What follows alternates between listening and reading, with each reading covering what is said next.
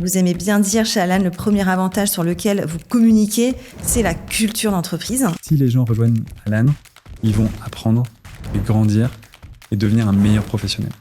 Les Alaners ont accès à ce qui va être partagé avec les investisseurs. C'est juste que le parti pris de la société, c'est qu'en fait, les gens peuvent y avoir accès et on en fait confiance. Ça peut être très, très anxiogène, travailler chez Alan et d'avoir ce niveau de transparence.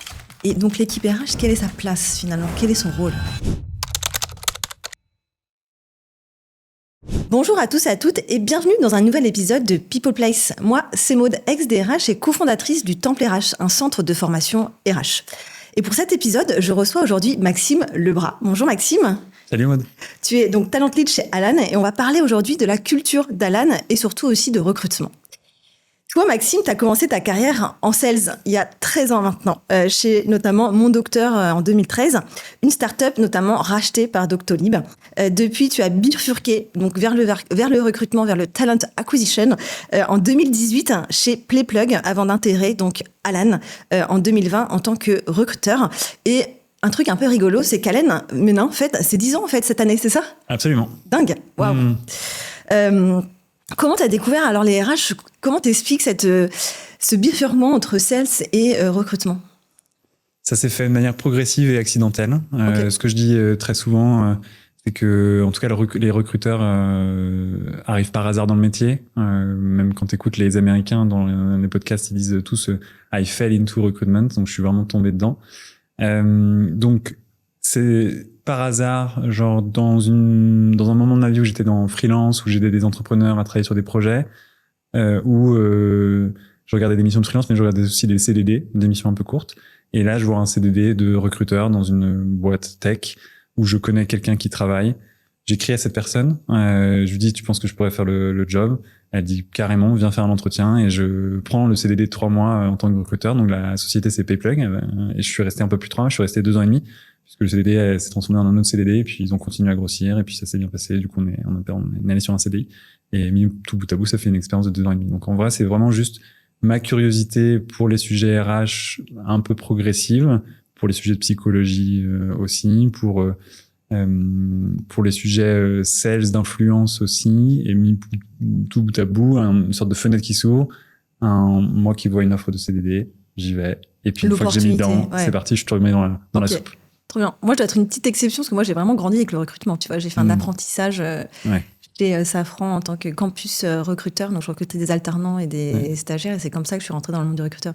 Je pense qu'en quand même en France, on a quand même une culture de l'apprentissage et quand même du recrutement, peut-être plus que les Américains qui peuvent tomber dedans, comme ils disent en effet. Donc ça, c'est chouette. Et en tant que sales, t'avais déjà une idée du métier de recruteur ou pas du tout? Ouais, j'en avais parlé au cofondateur. Au moment où j'avais... c'était dur. Doctolib et Mon Docteur... en tant que sales? En tant que sales, on s'était agressif la concurrence. Okay. On évangélisait un marché, donc un marché qui est composé de professionnels de santé, donc pas forcément les plus proches de la technologie, pas forcément les plus ouverts au changement aussi. Donc, c'était beaucoup d'émotions, ça demandait beaucoup de résilience. Et là-dedans, en fait, je me disais, genre, franchement, est-ce que celle, c'est toujours pour moi? Peut-être que je pourrais faire, je sais pas, aller travailler chez Michael Page en tant que chargé de recrutement, parce que je pense que ça pourrait me plaire. Donc, c'était déjà là, il y a plus de 10 ans. C'est juste que j'avais pas passé l'étape concrète de postuler, d'y aller, quoi. Ok. Donc là, nous, on va aujourd'hui parler des RH chez Alan. Alan qu'on ne présente plus quand même aujourd'hui dans l'écosystème français. Quelle place ont les RH chez Alan? Parce que vous avez une structure qui est assez particulière. Explique-nous. Ouais. C'est central dans notre business, les RH. Donc ça, c'est très important à comprendre. Parce qu'aujourd'hui, nos clients et nos prospects et les décideurs et nos clients sont des RH. C'est eux qui prennent les décisions pour la mutuelle de prendre Alan versus une autre, mais c'est aussi eux qui utilisent tous les jours l'outil admin pour gérer les gens qui sont assurés par Alan, ajouter des gens, enlever des gens, gérer les exceptions, gérer les cas un peu plus complexes d'un point de vue santé.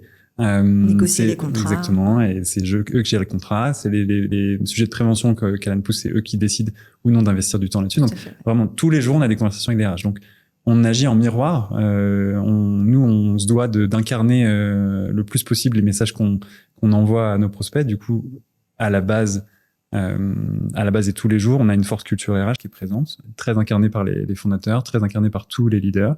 Par incarnée, je veux dire que il y a une idée que c'est très important d'avoir des opinions fortes d'un point de vue RH sur comment la boîte fonctionne, mais aussi du temps opérationnellement dédié à dérouler des process RH. Aujourd'hui, les performance reviews telles qu'elles sont construites, on demande beaucoup de temps aux leaders en calibration, en challenge, beaucoup plus que dans d'autres sociétés. Sur le recrutement, les leaders, les founders sont beaucoup impliqués aussi. Ils sourcent, ils interviewent beaucoup, ils sont impliqués dans beaucoup de décisions. Et beaucoup de recrutements qu'on fait, aujourd'hui, il n'y a pas de recruteur qui rencontre les candidats. Enfin, il y a beaucoup d'offres qu'on envoie où l'équipe recrutement n'a pas vu le candidat, quoi. C'est, je pense, 80% de nos offres. Donc, c'est un gros laboratoire d'expérimentation pour tout le monde, les sujets RH. Donc, on a plein de gens qui ont plein d'opinions sur les sujets RH. Donc, la place de l'équipe RH, si j'y vais d'un point de vue maintenant, concret, on est vraiment au centre du jeu. Donc, c'est très agréable. D'un côté, parce qu'on a beaucoup d'échanges avec des gens qui ont des opinions chez Alan de comment est-ce qu'on pourrait faire les choses sur le recrutement, sur les performance reviews, sur la manière dont on fait grandir les gens, sur le coaching, etc. On a aussi beaucoup d'attentes, puisque les gens ont des opinions et on a des gros standards. On cherche à vraiment créer des centres d'excellence sur, je dirais, les 3 grands métiers de notre famille RH chez Alan, c'est-à-dire le People Ops, le Talent Acquisition et ce que je vais appeler Work Environment, tout ce qui est environnement de travail, workplace, IT et les outils internes.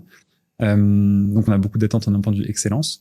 Et je dirais que je vais finir avec ça, c'est que la manière dont on voit l'operating model RH chez Alan, on va vraiment préférer développer des excellences, des centres opérationnels très forts pour permettre l'enseignement, l'autonomie des Alaners sur les sujets RH. Exemple, le recrutement, on va être très peu dans l'équipe à expliquer comment le recrutement fonctionne pour que les équipes s'emparent du recrutement versus recruter une grosse équipe de recruteurs qui fait et qui déroule tous les process de recrutement.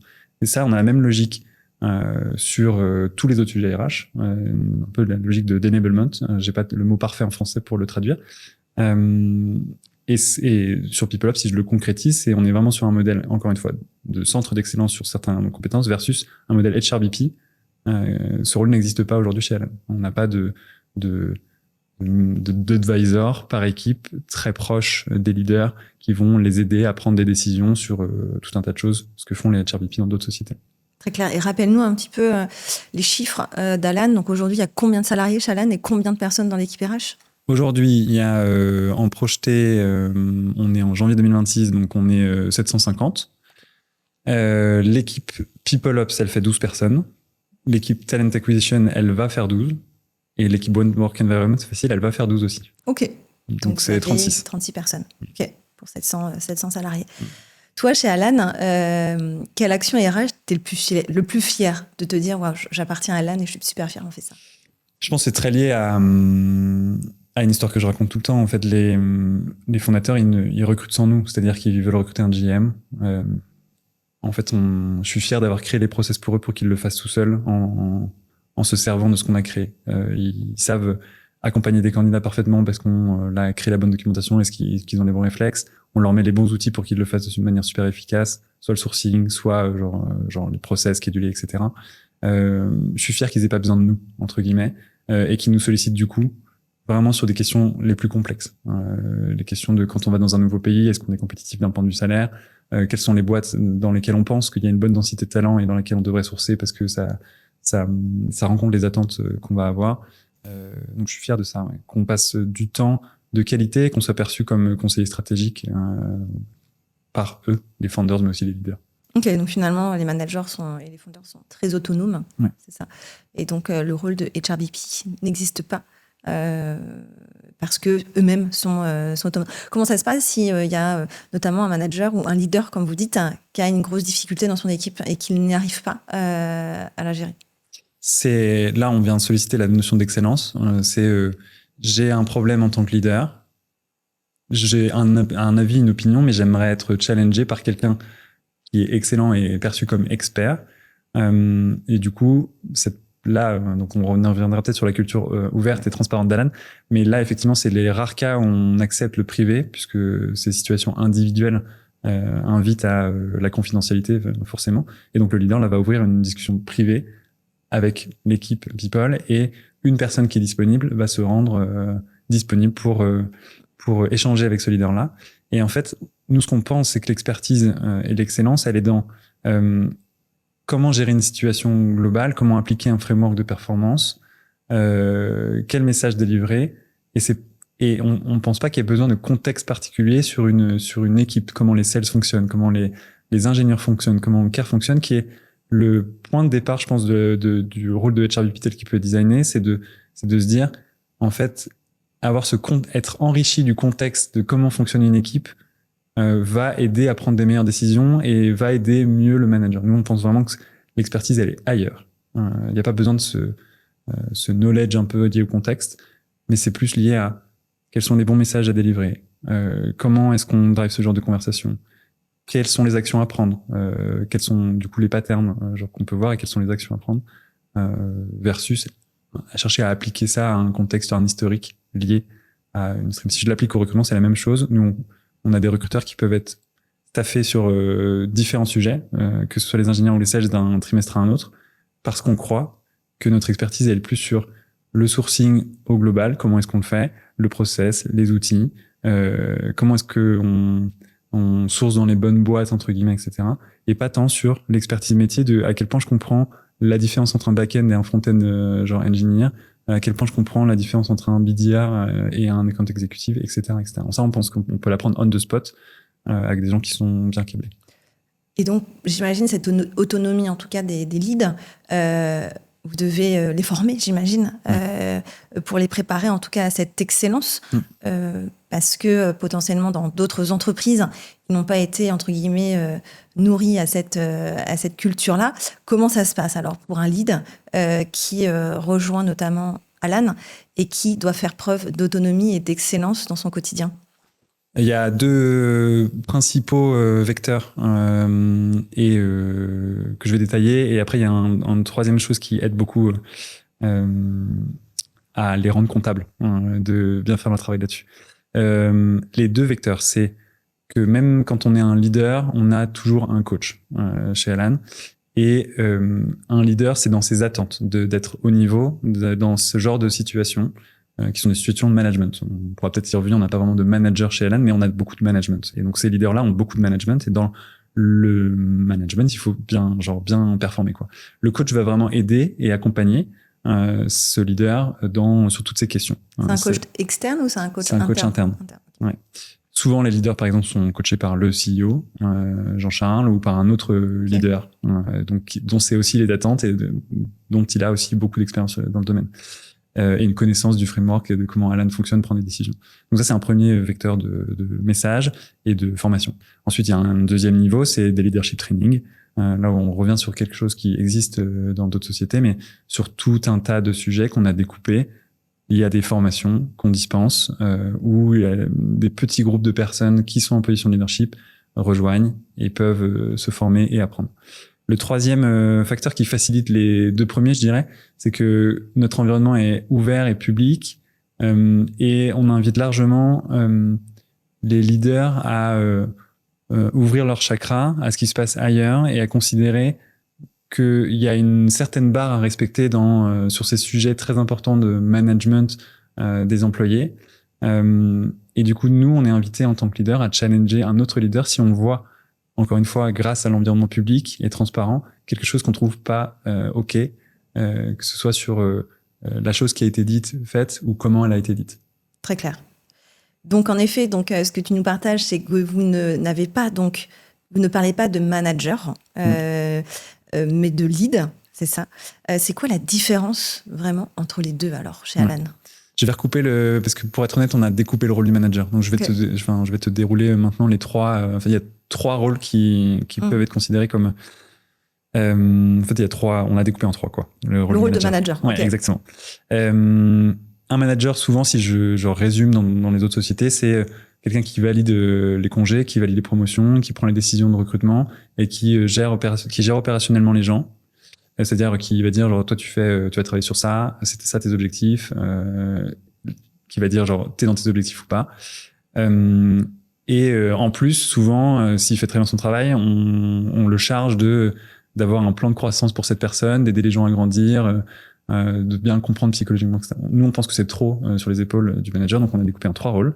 Il y a, je vais mettre des mots très Alan et en anglais et pour faire des raccourcis, mais il y a le crew lead chez nous qui va être vraiment en charge de suivre opérationnellement et de découper les objectifs d'un point de vue opérationnel des gens. Métier, donc d'expertise. Exactement. Okay.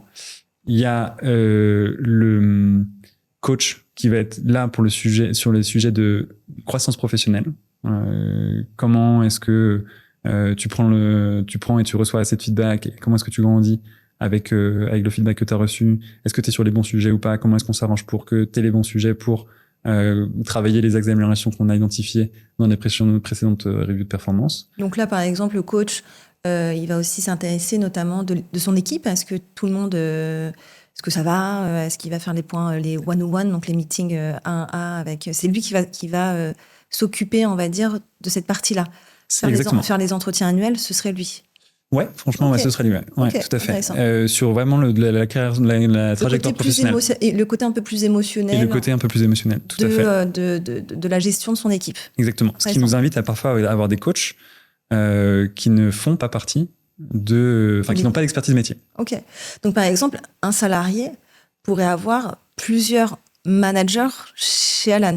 Souvent, effectivement, il y a plusieurs personnes qui peuvent donner un avis sur la performance et l'impact de la personne avec des angles de vue différents. Expertise avec le crew lead. Exactement. Coach plus sur la partie, on va dire, peut-être culture, émotion. Culture, exactement. Ok. Et donc, le troisième? Et le troisième, c'est le community lead. Et donc, lui, c'est vraiment la personne qui va décider de promouvoir ou non la personne. Et c'est la personne qui est en charge de déclencher des conversations sur la performance. Vraiment. C'est lui qui a la main et c'est en lui ou elle qui est placée cette attente-là.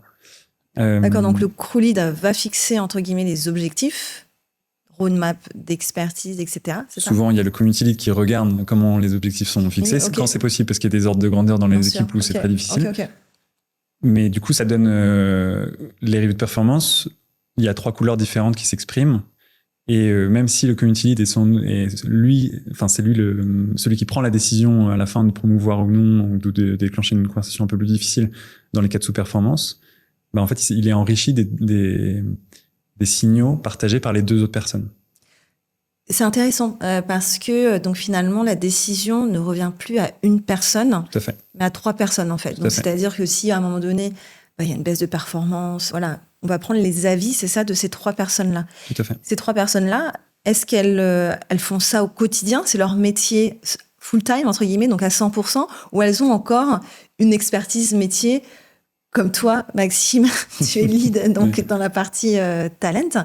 Est-ce que tu recrutes encore? Est-ce que tu fais cette partie un peu plus opérationnelle, métier d'expertise? Ouais, les 3 restent très très ancrés dans une réalité opérationnelle très forte. Moi, ça fait encore grandement partie de mon quotidien. J'ai, je dirais, 80% de contributions individuelles. En ce moment, j'aide l'équipe engineering à recruter des software engineers. Donc ouais, non, c'est très important pour être pertinent de garder un ancrage opérationnel très fort. Ok. Et donc, c'est quand même un type de management, c'est vrai, différent. On pourrait même dire original. On le voit pas partout. Un nouvel arrivant qui arrive chez Alan, c'est quoi sa perception en fait du management et de la collaboration? Parce qu'il y a quand même une imprégnation de ce mode de fonctionnement qui peut, entre guillemets, plaire ou ne pas plaire à tout le monde. Tout à fait. Alors, sur ce dernier point, plaire ou ne pas plaire à tout le monde, on essaye dès le processus de recrutement, d'essayer d'être le plus explicite possible sur comment ça fonctionne pour décourager les gens avec qui ça va pas marcher. On assume que l'environnement ne convienne pas à tout le monde, tellement il est spécifique. Parce qu'un manager, finalement, il n'est pas manager d'une équipe. Son équipe, finalement, a 3 managers, entre guillemets. Exactement. Il y a beaucoup de gens qui peuvent donner l'avis sur la performance d'une personne. Donc, on essaie dès le recrutement d'envoyer les signaux aux candidats assez explicites avec beaucoup de pages qu'on a préparées sur la culture, comment on fonctionne, etc. pour les aider à faire une décision, à prendre une décision éclairée de rejoindre Alan ou non. Ensuite, quand les gens arrivent, on assume onboarder chez Alan, ça prenne du temps. On encadre beaucoup les gens. On a préparé, encore une fois, beaucoup de choses à lire pour qu'ils puissent s'en imprégner. Il y a des relais humains qui sont là. Il y en a 3, encore une fois. Il y a ce qu'on va appeler un role buddy qui va lui ou elle, être très présent sur les sujets opérationnels, quels sont les outils qu'on utilise, quel channel ou forum tu dois ouvrir pour tel type de décision, comment est-ce qu'on les prend ces décisions-là, comment est-ce que tu décides d'avancer ou pas. Des choses très très concrètes. Il y a le coach qui est déjà là, pour le coup, pour aider genre sur les sujets culturels, etc., à l'intégration. Et le community lead qui est bien sûr très présent aussi, qui est très regardé sur à quel point il va réussir à intégrer rapidement les newcomers. Mais une anecdote, c'est que moi, j'ai, je pense, compris comment l'entreprise fonctionnait au bout de 7 mois. Je m'en souviens très bien. Je suis descendu à la cafette et j'ai croisé Flavie de l'équipe data et j'ai dit, je crois que ça y est, Flavie, j'ai compris comment Alan fonctionnait. Donc ça prend du temps. Et donc l'équipe RH, quelle est sa place finalement? Parce qu'elle aussi, donc finalement, elle a moins, entre guillemets, d'appui donc dans les équipes. Quel est son rôle alors? Designer des process qui peuvent aller à l'échelle. Okay. S'assurer de la qualité de ce qui est fait. Parce que du coach, du crew lead, etc. Donc les RH ont quand même cette visibilité sur ce qu'ils font quand même. Ce qui est nécessaire. Alors ils n'ont pas une visibilité pleine parce que les coachs, par exemple, c'est beaucoup de conversations orales et donc les conversations forcément sont pas publiques. Ce qui se passe dans les sessions de coaching, mais s'il y a un gros souci. Exactement.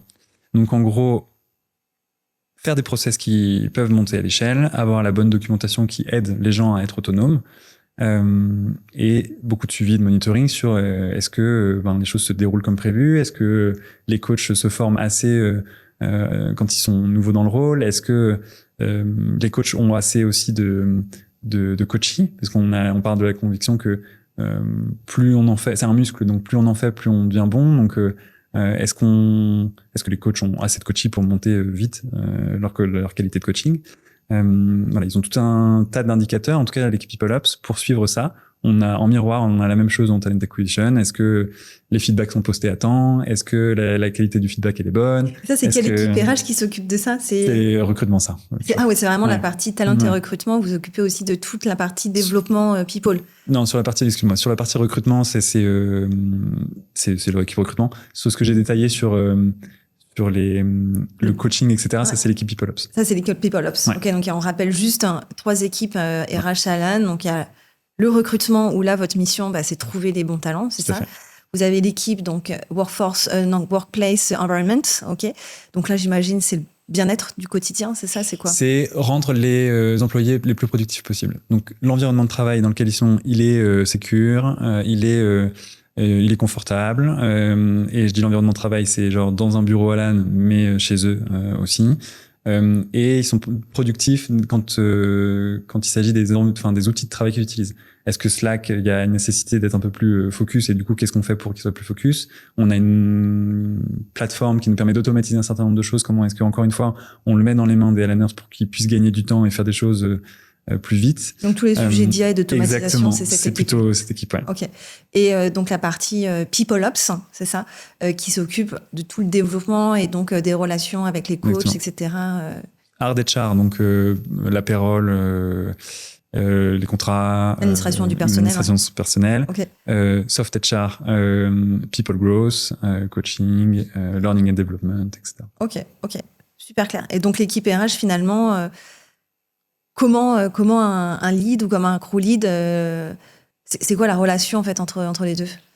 On essaie au plus possible d'être des business partners, et de s'accélérer l'un l'autre. Donc chaque crew lead a une personne de référence en RH par exemple? Oui et non. Oui et non, c'est ce qu'on essaie d'éviter pour pas créer des silos et des habitudes qui, à notre avis, sont présentes dans les modèles HRBP.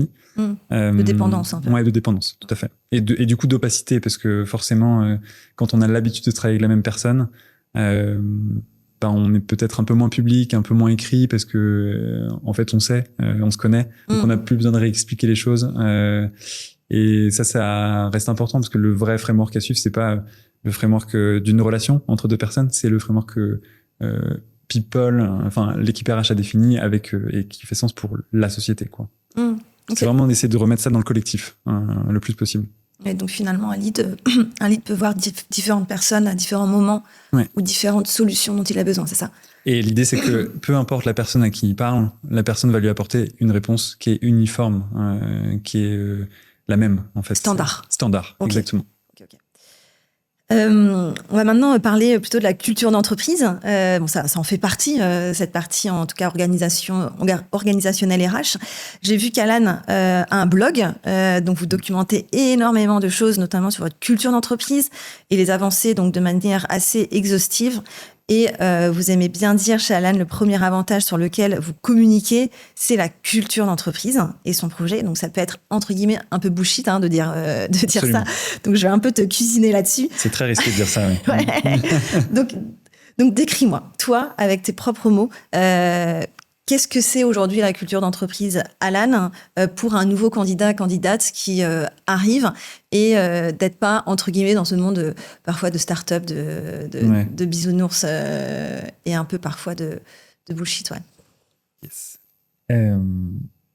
Je vais parler de deux choses principalement qui distinguent Alan des autres sociétés. C'est des choses sur lesquelles on a pris des décisions radicales en termes de mode opératoire. La première chose, c'est la transparence qui est radicale chez Alan. Pour donner des exemples très concrets, là, il y a le board qui est la semaine prochaine. Les Alaners ont accès à ce qui va être partagé avec les investisseurs, enfin ce qui a été partagé cette semaine. Et ils ont tellement accès qu'on peut éditer. C'est un document qui est éditable. Donc on peut écrire n'importe quoi sur ce document, pour peu qu'on ait envie de saboter Alan. C'est juste que le parti pris de la société, c'est qu'en fait, les gens doivent y avoir accès et on leur fait confiance. Donc, en fait, ils peuvent l'éditer, faire des suggestions s'ils le souhaitent. Il y a quoi dans ce document, par exemple ? Il y a toutes les données financières liées à Alan. Il y a les pays sur lesquels qu'on n'a pas encore annoncé publiquement et notre stratégie d'expansion dans ces pays-là.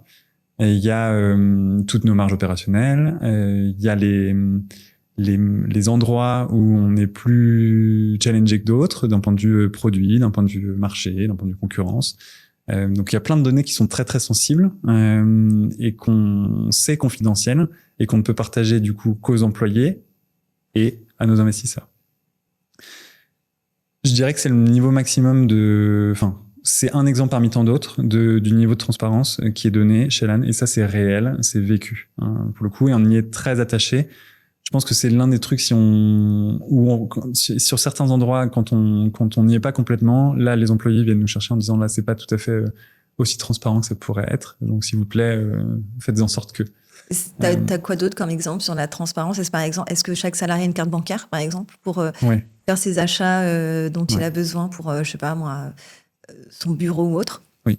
Okay. Il y a des exemples très concrets, c'est sur la manière dont on envisage la politique de déplacement par les employés. En fait, on va, plutôt que donner une enveloppe un peu fixe, on donne un ordre de grandeur, mais on n'est pas à la détailler des hôtels particuliers dans lesquels il faut absolument réserver quelque chose, des billets de train qu'il faut prendre sur certaines heures parce que c'est moins cher, etc. Non, on dit juste, on vous fait confiance, vous avez une carte, vous pouvez dépenser l'argent, faites-le juste en conscience et comme si c'était votre argent. Et encore une fois, un peu comme on fait dans l'équipe RH, finance n'est pas là pour valider chaque décision, mais plutôt pour contrôler a posteriori les comportements pour voir si oui ou non ils rencontrent les standards qui font sens ou pas quoi. Ça c'est donc la première chose, c'est sur la transparence radicale.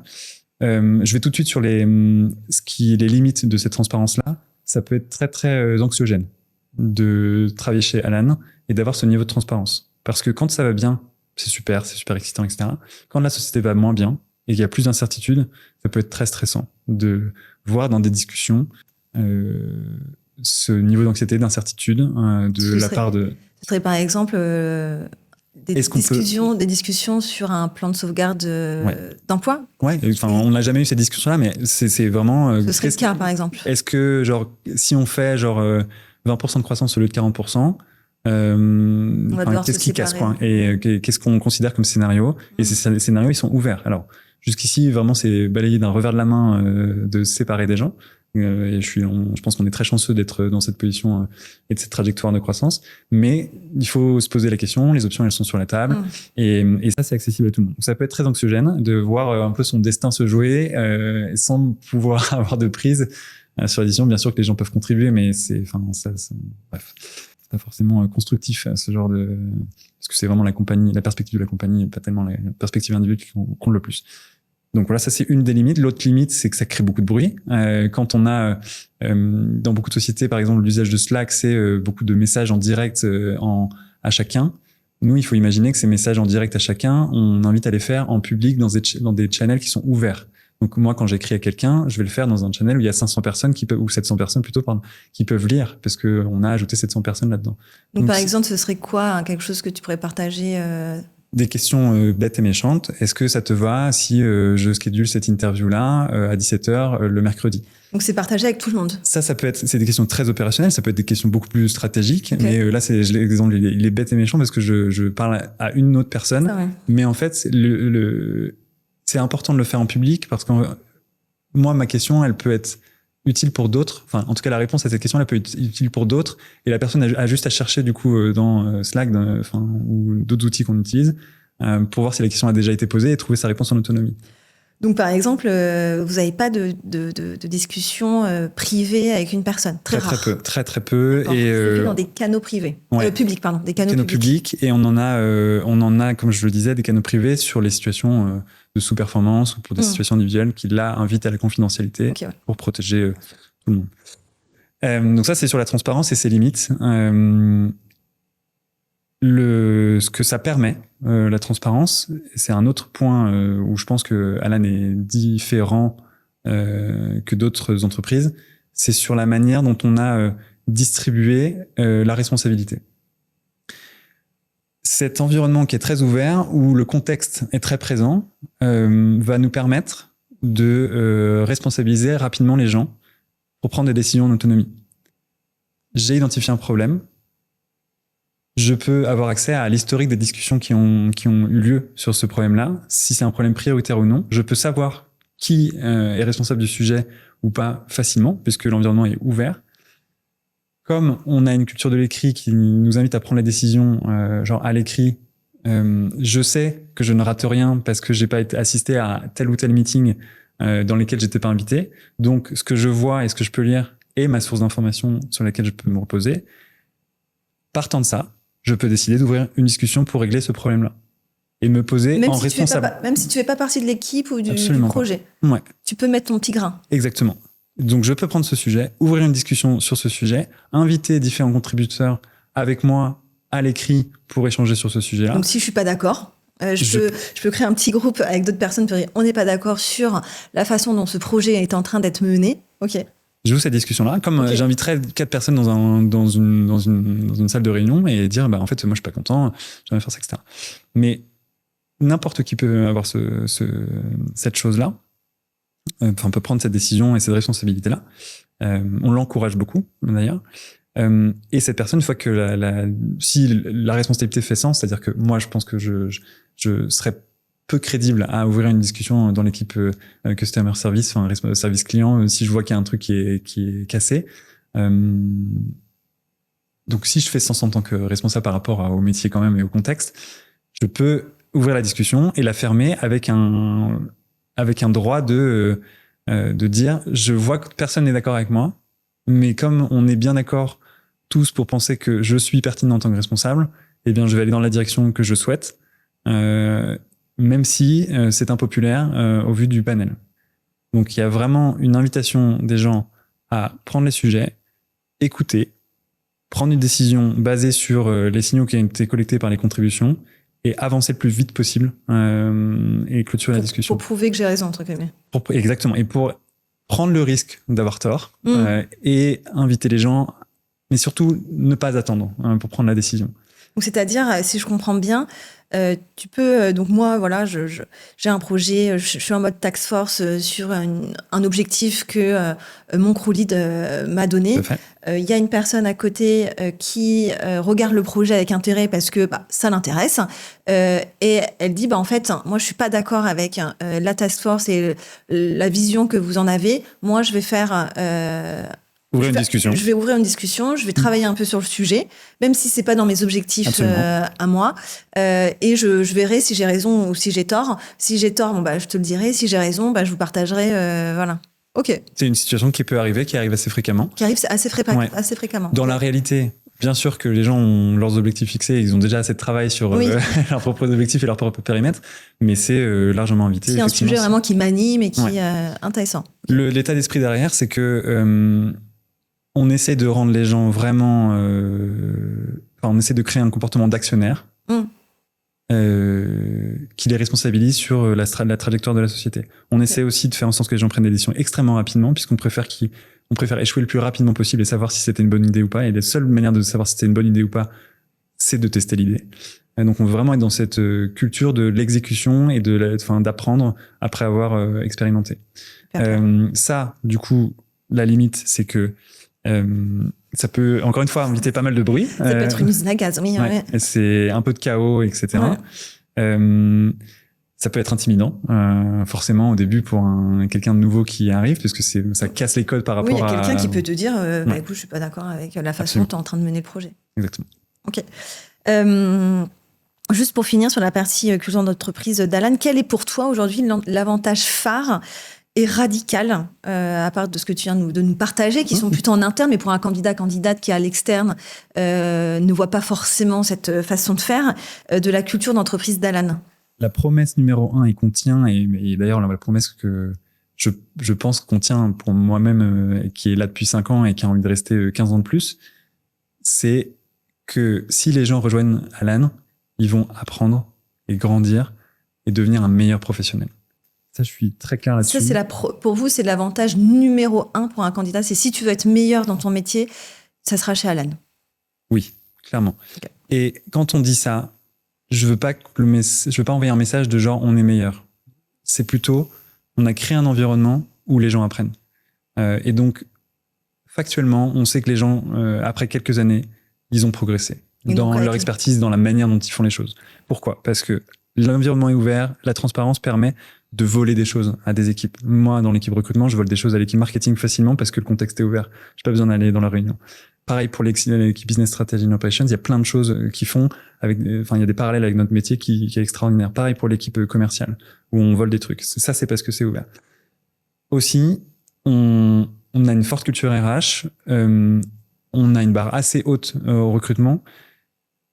On estime qu'on a une qualité qui est plutôt bonne de gens qui rejoignent les équipes aujourd'hui. En tout cas, on a une ambition de recruter des gens qui sont excellents.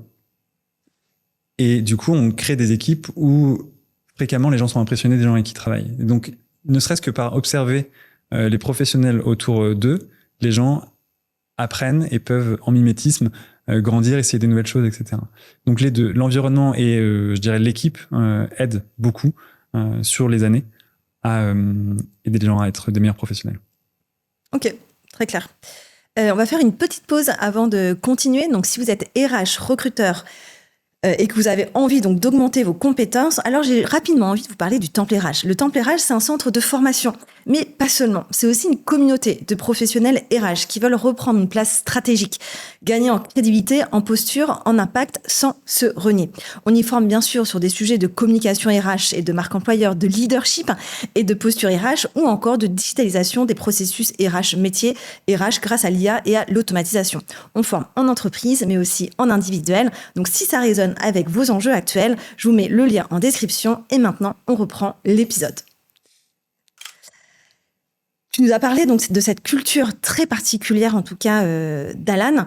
Il y a juste un dernier sujet que je veux aborder, puisque je pense que vous étiez assez précurseur dans le domaine, c'est votre grille de salaire. Oui. Qui, moi, personnellement, m'a beaucoup aidé quand j'étais DRH et quand j'ai eu à monter notamment des grilles de salaire dans d'autres entreprises. Vous avez avancé sur le sujet, puisque vous étiez déjà extrêmement bien loti en la matière? On a avancé sur le sujet. Là, ce qu'on a décidé en fin d'année dernière et ce qu'on va implémenter au premier trimestre, c'est une grille unidimensionnelle. Aujourd'hui, la grille telle qu'elle est construite, il y a 2 dimensions. Il y a une dimension de niveau, il y a 12 niveaux différents. Et il y a une deuxième dimension qui est le nombre d'années d'expérience professionnelle. Donc en fait, quand on fait une offre à un candidat, on lui dit « t'es à tel niveau, allez, C, 0, et t'as tant d'années d'expérience » pour calculer le salaire. Une fois qu'il arrive avec ce salaire d'entrée, il y a ce qu'on appelle chez nous un experience update. Donc chaque année d'ancienneté, la personne est automatiquement augmentée Et ce chiffre, enfin ce pourcentage d'augmentation est lié à son niveau et à ses années d'expérience. Là, ce qu'on est en train de mettre en place et ce qu'on a décidé, c'est de passer à une grille donc avec une seule dimension qui est le niveau. Donc là, l'offre qu'on fera aux candidats, il y aura peut-être toujours 12 niveaux ou 6, on ne sait pas encore, mais ce sera au niveau 3 et ce sera son salaire d'entrée. Et une fois qu'il aura son salaire d'entrée, il y aura plus cette indexation, je dirais, ou cette augmentation automatique liée à l'ancienneté. Ce qui fait sens, vu de votre culture d'entreprise autour de la performance et l'excellence. Finalement, dans votre grille de salaire, et c'est hyper intéressant ce que tu nous partages, vous valorisez plus le nombre d'années restant dans l'entreprise que VS la performance ou l'expertise métier, c'est ça donc. Tout à fait. Donc là, c'est le point de départ, c'est le salaire d'entrée des candidats, comment est-ce qu'on le calcule. Donc ça, le mode de calcul va changer, c'est sûr. L'interrogation maintenant, c'est quels sont les instruments de rémunération qu'on met en place pour garder une dynamique de salaire qui est très positive, mais qui est beaucoup plus liée effectivement à la performance et l'impact des gens et moins à l'ancienneté. Et ça, en interne, comment le changement s'est passé? Puisque quand tu as 700 salariés, voilà, ça fait 10 ans, donc j'imagine que vous avez des personnes qui sont avec vous depuis quand même pas mal d'années. Ce changement de paradigme peut être assez bouleversant. Donc il n'y aura plus tous les ans cette augmentation automatique. Ça sera fait via, finalement, vous allez évaluer l'augmentation via le niveau, finalement. Est-ce que tu as évolué en termes de performance, c'est ça On itère sur ce qui va arriver, effectivement, après, en gros, comme ce qui va garantir une dynamique de salaire dans le niveau. C'est surtout ça sur lequel on doit échanger. On a déjà un instrument, un outil de rémunération pour ce sujet, mais on va peut-être devoir le changer sur 2-3 paramètres qu'on a à notre disposition. Après, il restera toujours demain l'augmentation de salaire liée à une promotion, un changement du passage, je schématise, au niveau du niveau 3 au niveau 4, forcément la personne sera augmentée. Mais effectivement, dans les deux cas, on veut éviter que ce soit perçu comme automatique et garanti, puisqu'on pense que c'est pas vertueux, en fait, que ce soit aussi facile. Et d'ailleurs, en termes de perception, ce qu'on a observé sur ces dernières années, c'est que les gens n'avaient pas la perception d'avoir été augmentés leur salaire, malgré le fait que factuellement, en restant au même niveau, de manière automatique, ils avaient en fait gagné 5-6 points de salaire en plus, ce qui est vraiment bien pour le coup quand on compare les autres sociétés. Comment se sont passées les discussions? Forcément, c'est des discussions qui sont assez émotionnelles, dont on a accouché sans douleur, parce que je dirais que tout le monde dans la société arrive dans une énergie de reconnaissance que ces discussions-là aient lieu en public. Et pas imposé d'un coup. Pas imposé d'un coup, et pas dans un couloir avec 5-6 décideurs qui décident pour tout le monde. Donc les gens partent du principe de l'énergie de la reconnaissance, et c'est comme ça qu'ils contribuent d'abord. Ensuite, ils partagent forcément leurs peurs, leurs anxiétés par rapport au nouveau modèle, et des peurs et des anxiétés qu'on comprend parce que nous-mêmes, on a de l'incertitude sur ce que sera le modèle demain. Mais en tout cas, on a la garantie de co-construire le nouveau modèle avec eux, et c'est ce qu'on fait en ce moment. On a des échanges où on co-construit avec des leaders, des personnes qui sont au CSE, exactement, pour atterrir sur le meilleur modèle. C'est un gros changement pour vous. Ouais. C'est un gros changement philosophique, ouais. C'est lié, tu penses, à la transparence des salaires ou pas du tout, d'avoir eu ce type de discussion Non, c'est parti d'observation interne. de choses... Et puis d'un modèle qui existait depuis de nombreuses années, qui n'avait pas été updaté depuis de nombreuses années. Ouais. Okay. Alors que la société a beaucoup changé. Au niveau de la transparence, de la directive sur la transparence des salaires, comment vous le vivez rapidement? Parce que c'est un peu le sujet hot de cette année 2026. Il y a deux volets. Encore une fois, on est en janvier 2026, donc c'est contextuel, ça se trouve, ça ne va jamais arriver. Mais la directive européenne, on est déjà dedans parce que dans nos descriptions de jobs sur Internet, on a facilement un level range, on est au niveau de transparence maximale puisque chacun a accès au salaire de tout le monde chez Alan. Donc, pour nous, c'est chouette parce que pour les salariés, on pense que c'est une bien meilleure expérience.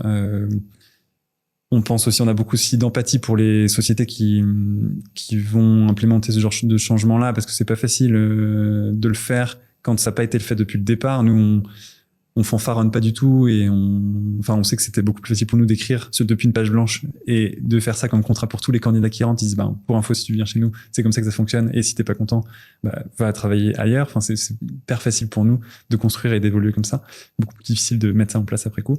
Et après, donc ça c'est pour la directive européenne, mais je crois qu'il y a une loi qui est en train d'être discutée, ou enfin un projet en tout cas, d'un sénateur ou député français qui souhaiterait amener le sujet encore plus loin.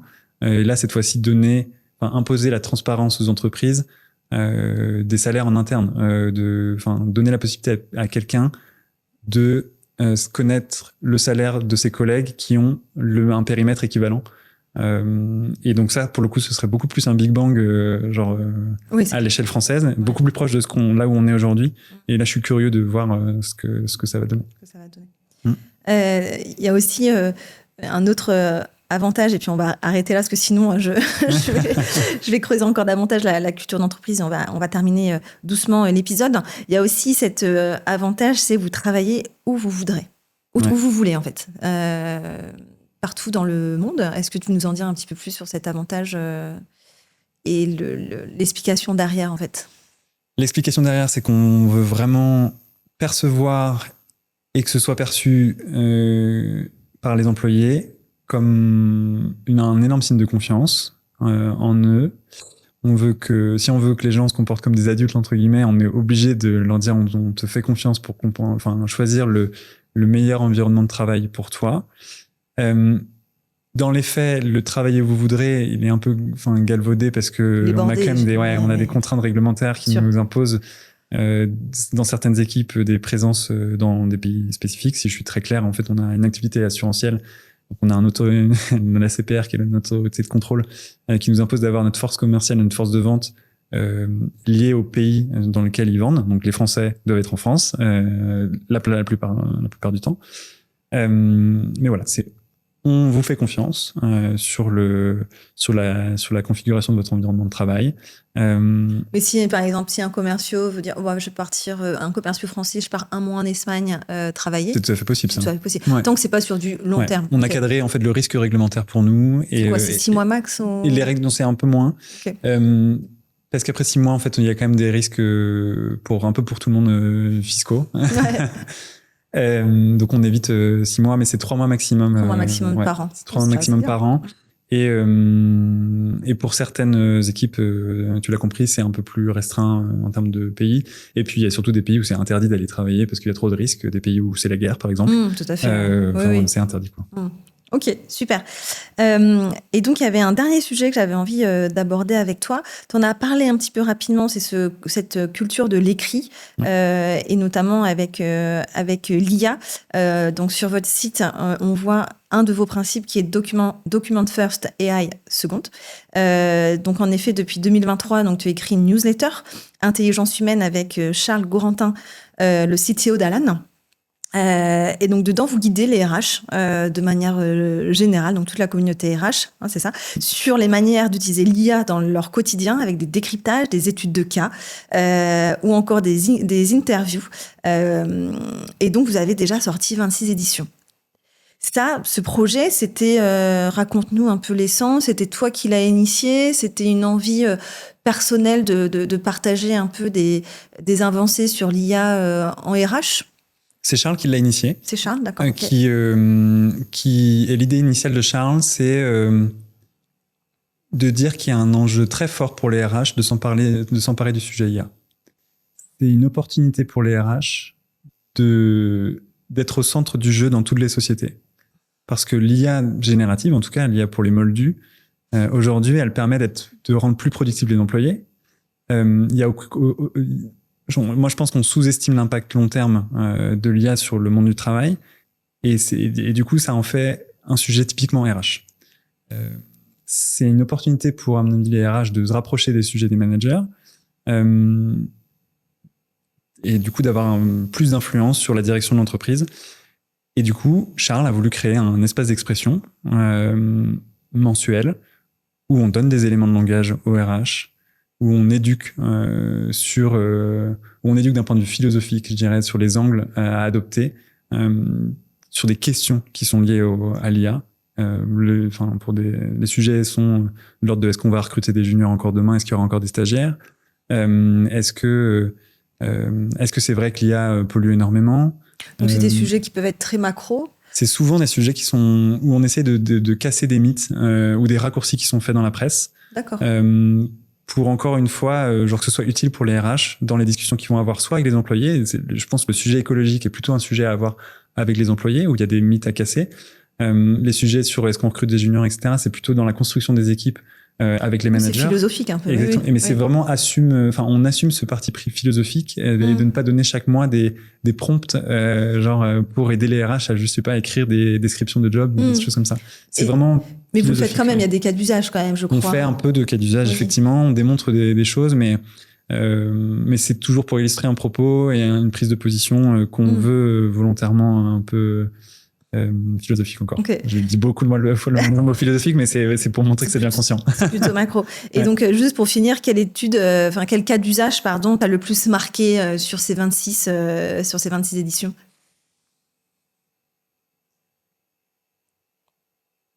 C'est à mon avis voir à quel point l'IA est plus humain que l'humain sur certains cas.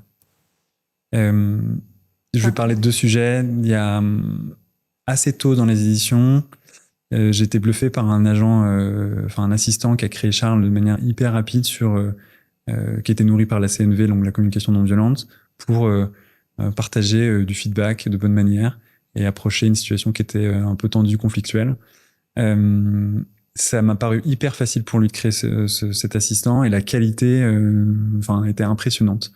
C'est ça qui m'a le plus étonné et en fait je trouve que ça paraît bête comme ça, comme assistant créé, mais en fait ça aide beaucoup et ça a inspiré des usagers internes, ça aide beaucoup les managers ou les gens qui ont du management à tous les jours approcher ces situations-là de manière différente. C'est pour ça qu'en interne ça a inspiré un assistant sur le sujet où en fait on peut se faire coacher par l'IA sur des situations individuelles qu'on aimerait approcher de manière la plus constructive possible. Et je veux juste boucler sur pourquoi, à mon avis, l'IA rend un peu plus humain les humains ou pourquoi l'IA est parfois plus humaine, avec une étude qui a été faite, une étude contrôlée qui concerne des patients qui ont posé des questions, et en fait et selon les questions qu'ils posaient, il y avait soit une IA qui répondait, soit un médecin, donc un vrai médecin, un être humain. Et si j'accélère, les conclusions de l'enquête, c'est quand on demande sur les types de réponses quelle réponse faisait le plus humaine, et il y a une grande majorité des patients qui qualifiaient l'IA, les réponses de l'IA, comme plus humaines. Évidemment, c'était en aveugle, ils ne savaient pas qui répondait, si c'était une IA ou un médecin, mais en fait, l'IA était plus complète dans leur réponse, perçue comme plus empathique, perçue comme plus bienveillante et positive, rassurante même que le médecin qui répondait. Je pense qu'on a encore en effet beaucoup à apprendre de l'IA. Écoute, merci Maxime pour cette discussion. Est-ce que tu as une personne à nous recommander sur le podcast, sur n'importe quel sujet RH, s'il y a un nom qui te vient? Quelqu'un qui t'a marqué, quelqu'un qui a fait quelque chose de chouette en RH? Il y en a plein. C'est dur de choisir un nom, mais si tu me donnes 1 minute, je réfléchis. Ouais. Si t'as pas interviewé Déborah Ripoll, ouais. Encore, je pense que ça peut être sympa que t'es Déborah. Elle a travaillé dans des entreprises avec des cultures très fortes. Alan, bien sûr, mais pas que. Et je trouve que elle apporte un point de vue nuancé sur beaucoup de sujets différents. Bon, super. Qu'est-ce qu'on peut te souhaiter chez Alan? Quel est ton prochain enjeu? Souhaitez-moi bonne chance pour le plan de recrutement très ambitieux de cette année en 2026, un peu plus de 300. Wow. Et souhaitez-moi bonne chance pour les discussions à venir sur la rémunération. Bonne chance, Maxime. Merci beaucoup. Plus. À plus.